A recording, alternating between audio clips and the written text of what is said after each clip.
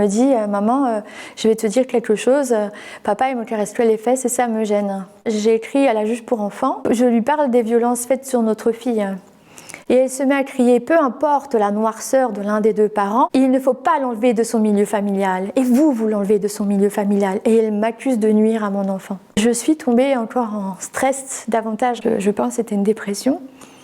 C'est traumatisant. C'est comme si tout le système s'est retourné contre moi et que j'ai plus aucun échappatoire. J'avais une envie de fonder une famille, très profondément. Et donc ça s'est fait donc en 2016, donc j'ai eu mon enfant. Et en raison des comportements donc, du monsieur, je me suis séparée. Il était tout le temps en train de me dénigrer, me rabaisser dans tout ce que je faisais. Il me disait tu nuis à ton voisinage, tout le monde te déteste dans ton village. Je pense qu'elles ont entré dans mon esprit, ces paroles, puisque je me suis sentie très mal dans le village, à un point même de vouloir quitter mon village. J'avais perdu confiance, j'avais peur même par exemple d'aller voir la mairesse de mon village pour parler, j'avais peur parce qu'il disait tout le temps tout le monde me déteste. Au niveau sexuel, il n'y avait pas de notion de consentement, je veux dire il mettait ses mains directement dans mes parties entre mes jambes, sans consentement, sans rien. J'avais mon chez moi, lui il avait son chez lui et en fait il me poussait justement à ce que je vienne habiter chez lui.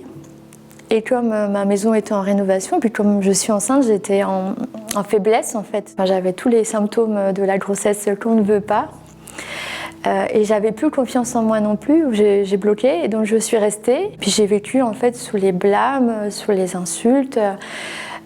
J'étais tout le temps dénigrée. Par exemple, quand mon ventre grossissait, il me disait que j'étais grosse, que j'étais insomniaque, il me disait que j'étais folle parce que j'arrivais pas à dormir avec mon ventre. Et puis plein de comportements comme ça où moi j'étais plutôt joyeuse, donc j'avais tendance à danser et à chanter et tout le temps il me disait t'es folle, t'es pas nette parce que j'avais la joie en fait et lui ne l'a pas. Je me rappelle pas de bons moments avec lui. Il essayait aussi de m'isoler de ma famille puisque ma famille en fait n'habitait pas trop loin de chez lui et quand je voulais aller les voir il me disait tu les as déjà vus le mois dernier donc t'as pas besoin de les voir. Et j'étais isolée en fait, voilà c'est ça. J'étais isolée, complètement isolée.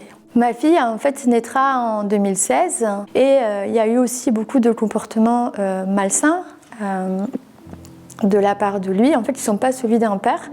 C'était, par exemple, on allait la promener en poussette, il disait tout le temps je vais l'acheter dans le caniveau, je vais lui nettoyer la vulve, je vais lui nettoyer l'arrêt du cul, enfin voilà, il parlait comme ça tout le temps. Et quand moi je lui demandais d'arrêter, il se victimisait tout le temps, il disait de toute façon tu fais des scandales pour rien, c'est pas grave. Il commençait à vouloir mettre des fessées donc à notre fille qui était toute petite, qui était un bébé, je pense que c'était à partir de 6 mois qu'il a commencé à mettre un programme de fessées, en lui disant qu'à chaque fois qu'elle pleure on lui mettrait des fessées. Et puis toujours il y avait ces mots vulgaires qu'il employait pour la qualifier. Et puis il y avait toujours des disputes aussi, c'est parce qu'il venait et moi en fait à chaque fois que je partais juste pour aller manger, il m'accusait de me débarrasser de mon enfant. En fait, il dénigrait mes capacités maternelles alors que lui, il aurait pu tout simplement la prendre et la consoler. Non, il n'était pas du tout capable de ça, il perd contrôle et il se fâche, il s'énerve dès qu'il y avait des pleurs d'enfant. Et après, j'en ai eu marre et je lui ai demandé de quitter la maison. Et quand je lui ai demandé de quitter la maison, il m'a dit « je prends ma fille ». Je lui ai dit « non, tu prends pas ma fille, tu quittes la maison ». Donc il est parti. Au début, il venait assez longtemps. Puis au fur et à mesure que moi, je ne me laissais plus toucher, ou que, il a réduit sa visite à un après-midi par mois. Un jour aussi, ma fille devait avoir entre 2 ans et 3 ans. Il est venu donc à sa visite mensuelle et il a pris un bain chez moi, enfin une douche dans ma chambre. Et ma fille était en train de jouer dans sa chambre et ce qu'il a fait, c'est qu'il a pris sa douche, il avait pris ses vêtements avec lui et puis au lieu de s'habiller, il est parti directement secouer son sexe au-dessus de la tête de notre enfant. Il était en euphorie en fait et c'est pas quelqu'un qui est d'habitude en euphorie. Enfin c'est quelqu'un qui a le comportement, l'attitude toujours stable. Il n'y a pas de fou rire, il n'y a rien du tout. Il y a des colères, oui, mais il n'y a jamais eu de fou rire. Et là, c'était l'extasie totale. Il était content parce qu'elle regardait son sexe qui bouge. Donc je suis intervenue, j'ai hurlé, je lui ai demandé d'arrêter, j'ai dit ça se faisait pas. Et là encore, il s'est victimisé. Il m'a dit de toute façon, tu fais des scandales pour rien, c'est rien. C'est moi qui ai stoppé, parce que si j'avais pas dit stop, je sais pas où ça serait allé. Et puis même, c'est moi qui stoppais tout son langage cru. C'est moi qui lui disais tout le temps, t'arrêtes de faire ça. Quand elle est entrée à l'école, je lui avais expliqué que si jamais quelqu'un touche ces parties-là, en fait, tu me le dis tout de suite. Donc quelques mois à peu près plus tard, elle me dit, maman, je vais te dire quelque chose. Papa, il me caresse les fesses et ça me gêne. Donc ce que je fais le jour même, je lui dis ce qu'elle a dit, je lui dis tu feras attention parce que normalement on ne touche pas les parties, on ne touche pas les fesses et tout ça. Moi je lui dis en tant que mère, je ne touche pas ses fesses, j'insiste pas sur les fesses. Et il répond un peu victimisant en disant non, je n'ai pas fait ça, je ferai attention. Il me rassure, il me dit non, t'inquiète pas, jamais je ferai ça. Ok. Et ma fille, elle a dit un peu plus tard qu'il l'avait touché donc, au niveau des parties génitales 2 fois, une fois à la piscine et une fois à la caravane quand il était en visite. À partir de ce moment-là, je prends conscience et je ne donne plus jamais ma fille à cet homme. Je me sens coupable en fait, même aujourd'hui en fait, je me sens coupable parce que je me dis que j'ai laissé quand même beaucoup de choses. Mais d'un côté, je me dis que si je fais appel à la justice, je sais très bien que la justice, elle ne répond pas. Elle ne protège pas. C'est lui qui a envoyé une requête à la JAF pour me dénoncer moi et en fait demander de voir notre fille. Donc je suis convoquée à une première audience et ça se passe relativement bien. Donc il y a des visites médiatisées qui sont mises en place. Donc la première fois que je l'emmène, elle est dévastée, elle pleure, elle ne veut pas y aller, mais tout de suite ils la prennent et ils la mettent sur ses genoux. Ça m'a choquée. Elle pleurait en fait et la première chose qu'ils ont fait aux visites médiatisées, c'est la mettre sur ses genoux. Le tribunal donc, a mis en place des visites médiatisées, mais aussi a demandé une expertise pour tous les 3. Alors l'expertise, elle s'est passée donc, le 21 septembre 2021. Je me suis rendue donc, à l'expertise avec ma fille. Une fois que je suis arrivée dans le cabinet, je sens que cette dame qui est grande et sèche, je la sens très très froide et je me sens mal à l'aise. L'entretien dura pendant 2 heures, donc ce sera moi qui passe. Ma fille devait passer après moi et ensuite le père. Donc ma fille, elle reste dans le couloir, toute seule, et elle avait 5 ans. Et là, la première question qu'elle me pose, c'est qu'est-ce qui vous amène ici ? Et je lui réponds, j'aimerais protéger mon enfant. Et elle me demande les conditions de visite. Je lui dis, il vient 1 fois par mois en visite médiatisée. Et là, elle se met à crier 1 fois par mois. Après, ça ne sera plus rien. Vous évincez le père de la relation mère et fille. Elle m'accuse de nuire à ma fille, en fait. Dans les 5 premières minutes, c'était ça. Ensuite, je parle de ma rencontre avec lui. Je lui dis que je me suis séparée parce qu'en fait, il me dénigrait. Et il se met à répondre, les dénigrements, ce sont des banalités de couple. Après, je lui dis aussi que quand il venait, il m'a touchée. Elle me dit, mais madame, les attouchements entre un homme et une femme, c'est normal dans la même maison. Je lui dis, nous n'étions plus en couple. Elle répond plus rien. Alors je lui dis que souvent, il m'accusait de me débarrasser de mon enfant. Puis en plus, on a des mails où il confirme ça. Et elle répond, mais c'est normal, madame. Et je lui dis, oui, mais je suis juste dans le jardin. Elle ne répond pas. Alors je lui parle des violences faites sur notre fille. Je lui dis que quand elle était petite, il avait des mots un peu, ceux que j'ai énoncés tout à l'heure. Et elle se met à crier, peu importe la noirceur de l'un des 2 parents, il ne faut pas l'enlever de son milieu familial. Et vous l'enlevez de son milieu familial. Et elle m'accuse de nuire à mon enfant. Et puis elle commence à dire, vous êtes la seule responsable de ce qui vous arrive et si j'étais à votre place, je culpabiliserais. Votre subconscient attire des profils comme votre père. J'avais dit que j'avais un père très strict. Et en fait, elle me demande de répéter cette phrase. Et comme j'étais en traumatisme, en fait, j'étais en stress post-trauma. Enfin, c'est comme ça qu'on m'avait diagnostiqué. J'ai répété sa phrase et en fait, c'est ce qu'elle a écrit dans son rapport. Et puis, plein de choses. Elle me demande mes qualités. Je lui réponds que j'ai trop d'empathie. Elle se met à crier, vous n'avez aucune empathie. Vous dénigrez le père de votre fille. Elle me redemande alors les qualités. Je lui dis, je suis bienveillante avec ma fille. Elle se met à crier, vous n'avez aucune bienveillance. Vous ne faites que dénigrer le père de votre fille. Et à la fin de l'entretien, il y a ma fille qui devait être interrogée. Donc j'ouvre la porte et je retrouve ma fille. Elle est angoissée. Elle me demande de l'emmener aux toilettes. Elle me dit, maman, j'ai pas pu aller aux toilettes. Et je vois qu'elle avait souillé, je la nettoie. Elle attendait en fait que ma fille aille aussi à son tour. Et en fait, c'est ma fille qui a refusé. Elle n'a pas voulu y aller. Et j'apprendrai plus tard qu'elle écoutait à la porte. Elle m'a dit, j'avais peur, maman. Il y avait des gens qui passaient, je ne sais pas qui c'était.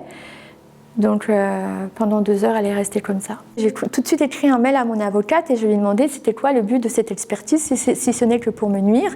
Je lui ai dit il n'y avait aucune pédagogie pour enfants. Ma fille est restée dehors pendant 2 heures. Je l'ai retrouvée souillée et angoissée. Et puis je suis tombée encore en stress davantage. En fait, là, j'étais angoissée. En fait, je ne sais pas quoi, je vais dire en dépression. Voilà. Je pense que c'était une dépression. C'est traumatisant. Je pensais que j'avais aucune empathie. Et en fait, pour le long de la procédure, je n'osais plus dire des choses de lui parce que j'avais peur qu'on me dise que je dénigre le père. Quand j'ai reçu le rapport, je l'ouvre, en fait, je m'effondre. Elle écrit que j'ai été virulente, que je n'avais pas laissé de place au débat. Je pleurais en lisant le rapport et je n'ai pas pu le lire entièrement. En fait, elle m'accusait d'aliénation parentale. Mon avocate, elle me défend de parler de violence. et elle me déconseille une contre-expertise en me faisant comprendre que ça peut être pire. Parce qu'elle me dit, vous avez de la chance, elle a mis le domicile chez vous. Parce que des fois, les expertises mettent le domicile directement chez le père. Dans ma vie, il y a l'avant elle et il y a l'après. Parce que ça constitue un trauma. Je suis allée voir une association de protection des femmes et qui m'a conseillé d'écrire à la JAF. Donc j'ai écrit à la JAF et il n'y a rien du tout qui s'est passé. En fait, ils ont continué à prendre ces conclusions. Et le profil du père, lui, c'était tout bien. Comme il n'avait pas accepté la rupture, puis on avait encore des emails où je me plaignais d'attouchement. En fait, elle disait, c'est bien, il n'a pas accepté la rupture, ça veut dire qu'il tient à sa famille, enfin voilà. Dans le rapport, c'était écrit ça. Entre-temps, j'ai écrit à la juge pour enfants. Comme je trouvais que c'était injuste, en fait, que tout ce que j'avais dit n'était pas dans le rapport, j'ai fait le détail de tous les comportements de monsieur qui sont de la perversion, en fait. Donc, je suis convoquée avec ma fille à une audience avec la juge pour enfants, donc c'était en 31 mai 2022. La juge pour enfants, elle arrive et elle est toute énervée, elle se plaint de l'avoir sollicitée, elle dit j'ai pas le temps. Et en fait, elle demande à ma fille de venir la rejoindre, mais il n'y avait aucune douceur, aucune pédagogie, c'était en se plaignant. En se plaignant, moi j'ai pas que ça à faire, il faut qu'elle me suive, il faut qu'elle se dépêche, sinon moi je l'écoute pas. Puis ma fille, elle avait peur, donc elle s'est accrochée à moi. Puis dans le couloir, elle dit de toute façon ça c'est de l'aliénation parentale. Elle était intimidée, il y a des gens qu'elle avait jamais vus, il y avait les avocats avec des robes, une juge pour enfants et son avocate et d'autres greffes, enfin d'autres personnes. Donc elle est interrogée et elle dit que en fait son père l'a touchée à 2 reprises. La juge pour enfants, donc une fois qu'elle reçoit ma fille, elle nous reçoit moi avec la partie adverse avec son avocat. Et là, en fait, c'est un lynchage de ma personne, c'est un lynchage de ma fille. Elle se met à dire, de toute façon, cette mère, elle va pas bien pour m'écrire une lettre comme ça. J'avais écrit une lettre de 10 pages. Ouais. Et puis, elle parle de conflit parental. Elle me fait un lynchage et elle me dit, moi, de toute façon, quand je vois une lettre pareille, j'ai pas envie d'y croire. Hein. Et puis, ça se voit que vous l'aliénez. Enfin, voilà, elle parle d'aliénation parentale. Puis, elle dit, de toute façon, ça, c'est pas un enfant épanoui. Moi, les enfants, quand ils viennent me voir, ils tapent de la main sur le bureau pour me dire ce qu'ils veulent. Vous, votre enfant, c'est pas un enfant intelligent. Elle commence à me proférer des menaces. Elle me dit, vous connaissez l'arroseur arrosé. Je suis l'arroseur, vous êtes l'arrosé. Je vais vous arroser, hein. Ça sera pas drôle, hein. Je vais placer votre fille ou je vais la placer chez le père. Elle me parle comme ça en audience. Et en fait, je me sens très mal, hein. Je me sens humiliée en fait. Je me sens littéralement humiliée. Je ressors de cette audience, je suis dans un état psychique vraiment déplorable. Je me dis là, c'est trop, je ne veux pas revoir cette dame, je ne peux pas. C'est trop violent pour moi. Et je lui dis, je ne veux pas rester dans cette région parce que je ne veux pas être affiliée à ce tribunal. Donc tout de suite après l'enquête sociale, je prends ma fille et on part dans l'Est de la France. Donc mon dossier a été transféré là-bas. Et le jugement de la juge pour enfants, il prend aucune considération de ce que j'ai pu dire. Il demande une mesure d'investigation basée sur l'aliénation parentale, la place du père dans la famille. Et c'est tout. La mesure d'investigation, elle a commencé, j'ai eu du mal en fait. Je ne pouvais plus, j'ai loupé plein de rendez-vous, psychologiquement je ne tenais plus. C'était un burn-out, ouais. J'ai loupé un courrier dont c'était une audience. C'est ma fille qui a ouvert la boîte aux lettres, elle m'a dit ça serait peut-être bien qu'on ouvre la boîte aux lettres. Il y avait toute une pile de courriers que je ne voulais plus ouvrir. Et ça, ce n'est pas des symptômes que j'avais avant, pas du tout. Et là, je vois un courrier de la juge pour enfants donc de l'Est de la France. Et elle me dit que je mets en danger mon enfant, conflit parental. Après ça, je prends un autre avocat. Et là, c'est l'avocat de l'association L'Enfance au cœur qui dénonce donc les placements abusifs. Je fais appel donc, de la décision parce qu'en fait, ils ont demandé à faire une AMO. Une AMO, c'est des travailleurs sociaux qui viennent à la maison pour en fait, demander un espace de parole à ma fille.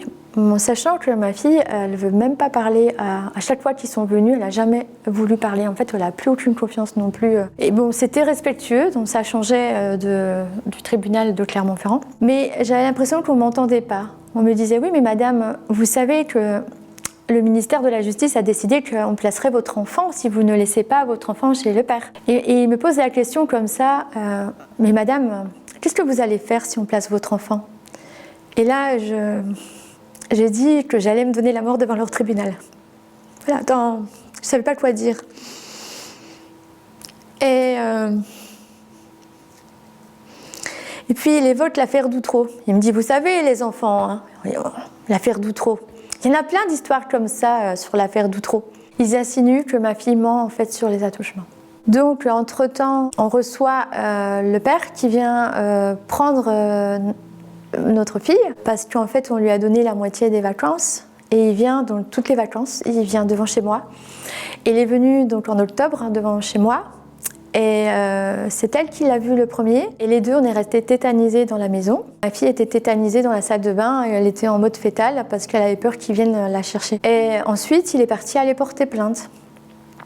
Donc je suis convoquée à la gendarmerie et le gendarme en fait en parlant avec lui, il me dit comme ça, vous êtes dans l'émotionnel. Il trouve c'est suspicieux en fait parce que je pleurais. Donc j'ai aussi écrit à la présidente du tribunal. Je lui ai envoyé donc la plainte que j'ai adressée au Conseil supérieur de la magistrature en fait et qui décrit comment s'est passée mon expertise. Et je détaille aussi les conséquences psychologiques, la méfiance que j'ai vis-à-vis de ce système et que mes droits ont été bafoués, que par conséquent vos jugements, je les trouve caducs. En fait, ils sont caducs vos jugements puisque la justice c'est l'impartialité. La seule chose que je veux c'est permettre à mon enfant d'avoir une évolution psychologique saine et je me sens en fait, c'est comme si tout le système